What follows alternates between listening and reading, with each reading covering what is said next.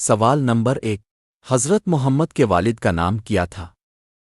Option a Abdullah, be Ibrahim, C Abdul الناصر، D عثمان۔ صحیح جواب اے عبداللہ۔ سوال نمبر 2، اسلام میں سب سے پہلا خلیفہ کون تھا؟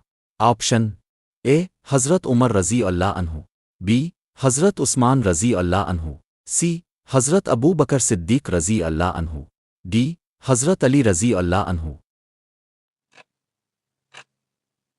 صحیح جواب سی حضرت ابو بکر صدیق رضی اللہ عنہ۔ سوال نمبر 3، قرآن پاک کی سب سے لمبی سورت کون سی ہے؟ آپشن اے سورت الفاتحہ، بی سورت البقرہ، سی سورت النساء، ڈی سورت العمران۔ صحیح جواب بی سورت البقرہ۔